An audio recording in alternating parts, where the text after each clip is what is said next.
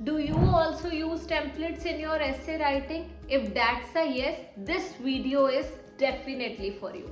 यार बहुत सारे लर्नर्स कहीं ना कहीं से टेम्पलेट्स तो ले ही लेते हैं. क्या आपको टेम्पलेट्स यूज भी करने चाहिए? और क्या आपको लगता है कि आप ये यूज करके 15,000 रुपीज जो आपके एग्जाम की फी है वो आप रिस्क पे लगा रहे हो? इन सारी चीजों का आंसर तो इस वीडियो में मिलने ही वाला है. बट खाली यही नहीं बताने वाली मैं आपको. अगर टेम्पलेट्स यूज नहीं करने हैं तो उसकी जगह क्या यूज करना है, जिसके बेसिस पे आप 30 मिनट्स में अपना ऐसे कोई भी ऐसे इजीली लिख सकते हो. ये है आज की वीडियो का main topic. Structure of any essay will be discussed in this video. नमस्कार, my name Sonam Sandhu and I am from IELTS made easy.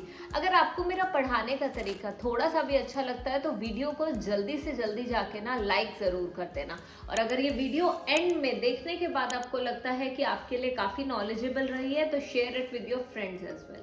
Let's begin.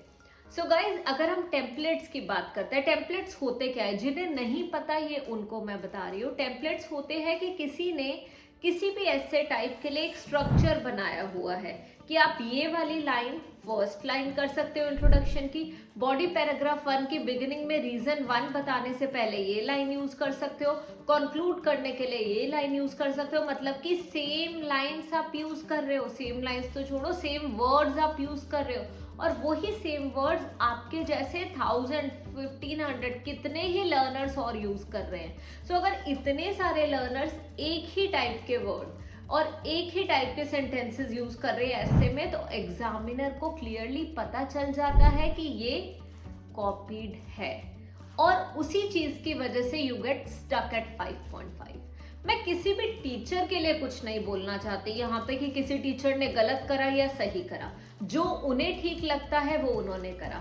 But फिर भी आप लोगों को मेरे चैनल पे आके कमेंट्स करके पूछना पड़ता है कि मैम यूज करें या नहीं करें. इसका आंसर क्लियरली है नो. और आपको पता चल गया है क्यों नो. क्योंकि हर कोई अगर सेम लिखेगा तो एग्जामिनर की अटेंशन वो चीज ज्यादा ग्रैब करेगी और स्कोर डिटीरियोरेट होगा. मैं ये नहीं कहती कि तुक्के नहीं लग सकते.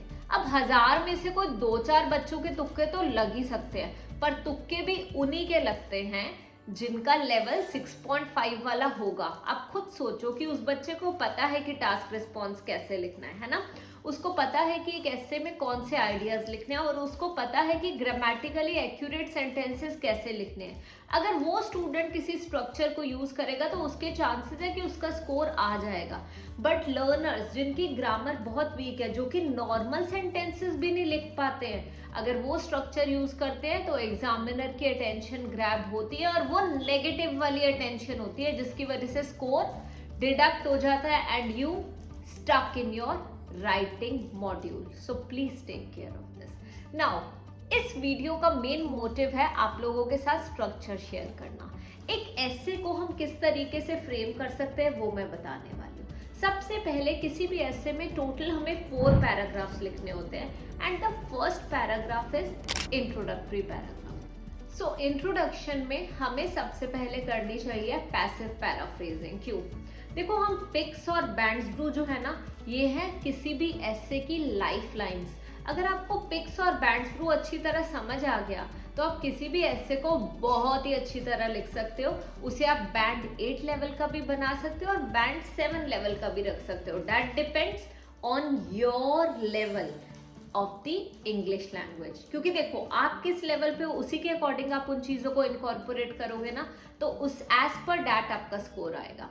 अब इंट्रोडक्शन जब हम स्टार्ट कर रहे हैं तो आई वुड सजेस्ट यू कि अगर सम पीपल लिखा हुआ है तो आप ऐसे स्टार्ट करो. It is believed by a few individuals. ठीक है. अब हमने क्या करा, पैसिव तरीके से हम एक पर्टिकुलर इंट्रोडक्शन की पैराफ्रेजिंग करते हैं तो वैरायटी शो हो जाती है और एग्जामिनर को लगता है कि स्टूडेंट को पैसिव स्ट्रक्चर भी यूज करना आता है. इन अ सिमिलर मैनर इंट्रोडक्शन में पैसिव स्ट्रक्चर यूज करने के साथ साथ आप हाउएवर, व्हाइल या वेयर एज बहुत इजीली यूज कर सकते हो. अगर प्रॉब्लम सॉल्यूशन ऐसे है या फिर एडवांटेजेस, डिसएडवांटेजेस, डिस्कशन ऐसे. सोचो, टोटली एग्री, टोटली डिसएग्री के अलावा अगर कोई भी ऐसे है ना तो आप इजीली व्हाइल, वेयर एज या फिर हाउएवर यूज कर सकते हो. ये तीनों होते हैं परंतु के लिए यूज, मतलब कि कुछ कॉन्ट्रास्टिंग चीज के लिए यूज। सो आपने हाउएवर को इनकॉर्पोरेट करना है in the next one. So that means introduction में खाली हम 2 लॉन्ग सेंटेंसेस लिख रहे हैं। पहला पैसिव स्ट्रक्चर होगा और दूसरा जो हमारा सेंटेंस होगा उसमें हम वाइल, वेयरएज या हाउएवर को इनकॉर्पोरेट करने का ट्राई करेंगे। अब ऐसा ना हो जब आप ऐसे लिख रहे हो हाउएवर यूज करने के चक्कर में आपके 5 मिनट एक्स्ट्रा लग गए, ऐसा नहीं होना चाहिए। You should practice the same structure for at least 10 times और इन एटलीस्ट 10 एसेज। जब 10 बार कोई भी चीज अच्छी तरह यूज कर लोगे तो 11वीं बार देखना नहीं पड़ेगा और टाइम वेस्ट बिल्कुल भी नहीं होगा। सो this is all about introduction. Now let's talk about body paragraph 1। अब बॉडी पैराग्राफ 1 में एक सिंपल सेंटेंस जरूर इनकॉर्पोरेट करो, वो भी कंक्लूजन में। एक पर्टिकुलर पैराग्राफ को हम कंक्लूड जरूर करते हैं। सो जब उसे कंक्लूड करना है तो आपने वहां पे एक सिंपल सेंटेंस कर देना है, दिस कंफर्म्स, ठीक है, this confirms the statement is true, या फिर कुछ भी, this confirms the beginning of this. जो आपको लगता है एक सिंपल सेंटेंस में आप बता सकते हो, this shows the efficacy of this law. So आपको पता चल रहा है कि एक सिंपल सेंटेंस भी यूज हो गया है। अब नॉट ओनली बट ऑल्सो वाला स्ट्रक्चर जरूर यूज करो बॉडी पैराग्राफ में। अगर कोई भी रीजन दे रहे हो, है ना, तो वो रीजन क्यों अच्छी है ना, वो रीजन है तो कैसे है, आप एक्सप्लेन करोगे।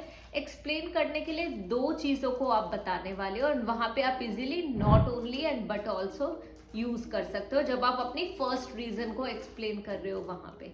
इसके बाद अगर आप सेकेंड रीजन देने वाले हो तो it's better you use besides this there. Besides this use कर लिया आपने, not only but also use कर लिया और एक सिंपल सेंटेंस यूज कर लिया। एग्जाम्पल में an article published in the Tribune और हिंदुस्तान टाइम्स, कोई भी एग्जाम्पल आप दे सकते हो। और अगर आपको ऐसा कोई एग्जाम्पल नहीं भी समझ आ रहा तो फिर आप कंडीशनल सेंटेंस भी यूज कर सकते हो। बट जो most commonly use conditional sentence होता है वो होता है हमारा फर्स्ट कंडीशनल। वो मैं रेकमेंड करूंगी दोनों में से किसी एक पैराग्राफ में यूज करो। सो अभी तक आपको पता चल गया होगा कि इंट्रोडक्शन एंड बॉडी पैराग्राफ 1 कैसे लिखना है। जो चीज हमने इन दोनों में, जो भी कनेक्टर्स, जो भी सेंटेंस स्ट्रक्चर यूज करा है, वो हम next body paragraph and conclusion में नहीं यूज करेंगे। सो बॉडी पैराग्राफ 2 में हमारी बिगिनिंग होगी with the help of an interrogative sentence. अब उससे क्या होगा, जब क्वेश्चन मार्क वाला सेंटेंस होता है उसे हम खुद ही आंसर करेंगे। Is there any benefit of this situation, is there any other reason behind this, question mark लगाओ और उसको खुद ही आंसर करो।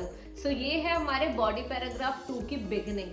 जब आपको इस तरीके से कोई भी स्ट्रक्चर पता होगा ना कि यहाँ पे ये यूज करना है, वहां वो यूज करना है, तो आपको ऐसे लिखने में बिल्कुल भी टाइम नहीं लगेगा ज्यादा। ये आपको क्लैरिटी हो गई होगी। Now coming to the next part in body paragraph 2। Try करो कि बॉडी पैराग्राफ 2 में रादर देन यूज करो।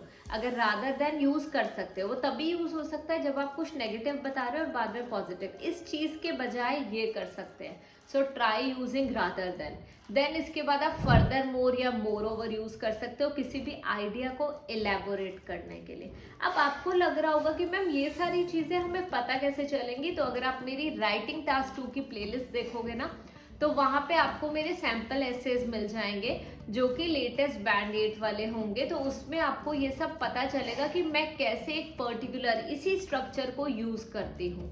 सो फॉर दैट आपको लिंक अब आप दिख जाएगा। You simply click on the link and go through my writing task 2 playlist. ठीक है, अब ये आपको क्लियर हो गया कि कैसे यूज करना है। Now coming to the next part, यहाँ पे आप फर्स्ट कंडीशनल सेंटेंस जरूर इनकॉर्पोरेट करोगे एंड उसके बेसिस पे आप अपने रीजन को एक्सप्लेन करोगे।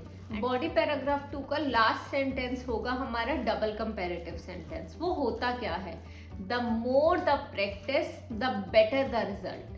ओके, सो जैसी प्रैक्टिस होगी, जितनी ज्यादा प्रैक्टिस होगी उतना ही अच्छा रिजल्ट आएगा। The more the practice the better the result, इसे बोलते हैं डबल कंपैरेटिव सेंटेंस। इससे आप बॉडी पैराग्राफ 2 को एंड कर दोगे। Last but not the least, conclusion. अभी तक आपको लग रहा होगा कि मैम बहुत कुछ आपने बता दिया, बड़ा ओवरवेलमिंग सा लग रहा है, but don't worry, I will provide you sample essay as well. So जो भी चीजें मैं समझा रही हूँ इसी सेम स्ट्रक्चर के बेसिस पे आपको एक सैम्पल एसे मिल जाएगा। आपने सिंपली व्हाट्सएप करना है ऑफिशियल नंबर पे, वो आपको डिस्क्रिप्शन पे भी दिख जाएगा और स्क्रीन पे भी विजिबल हो रहा होगा, तो आप उस पे जाके व्हाट्सएप करिए, you will get this sample essay as well using the same structure. Now last but not the least, conclusion. Conclusion एक बड़ा ही सिंपल सी चीज होती है, जो होता है कि इंट्रोडक्शन में जो भी लिखा है उसे ही पैराफ्रेज कर दो। सो कंक्लूजन में आप यूज करो इन कंक्लूजन या फिर टू कंक्लूड, या तो इन कंक्लूजन या फिर टू कंक्लूड, आपने ये चीज यूज करोगे। और यहाँ पे ऑल्दो वाला स्ट्रक्चर यूज करोगे for every essay type except totally agree और टोटली डिसएग्री। अब आप समझो क्यों। कोई भी एसे टाइप है तो हर एक एसे टाइप में ना दो साइड्स होती हैं, चाहे वो एडवांटेजेस डिसएडवांटेजेस हो, चाहे वो डिस्कशन एसे हो, चाहे वो पार्शियली एग्री डिसएग्री हो, या फिर वो मिक्स्ड एसे हो, तो टू डिफरेंट साइड्स हैं ही हैं। बट टोटली एग्री वाले एसे का मतलब होता है कि हम एक ही साइड पे टोटली एग्री कर रहे हैं या हम टोटली बिलीव कर रहे हैं किसी चीज में। सो वहां पे आपने ऑल्दो की जगह यूज करना है एज वेल एज, ऑल्दो की जगह पे एज वेल एज, अदरवाइज हर एक एसे में although. So this is all about the structure of any essay. अगर ये आपने अच्छी तरह समझ लिया और मेरी राइटिंग टास्क 2 की ही प्लेलिस्ट अच्छी तरह देख ली, तो आपको कोई भी और कमेंट करना ही नहीं पड़ेगा। But do prepare notes while watching my videos. So that's all for this video. अगर ये अच्छी लगी हो तो शेयर ज़रूर करना अपने फ्रेंड्स के साथ कि किसी और की भी हेल्प हो जाए। मोर ओवर मैं तो ये बोलूँगी, जैसे मैं स्ट्रक्चर आपको एक्सप्लेन करती हूँ ना, इसी तरीके से आप अपने फ्रेंड को एक्सप्लेन करके देखना। जब हम किसी को पढ़ाते हैं ना, हमें वो चीज़ अच्छी तरह याद हो जाती है। तो आप प्रैक्टिस करना और उसके बाद अपनी फ्रेंड को एक्सप्लेन करना, उसके लिए भी भला होगा और आपका भी काफ़ी बेनिफिट होगा। So that's all for this video. मैं मिलती हूँ आपको मेरी नेक्स्ट वीडियो में। Until then bye bye.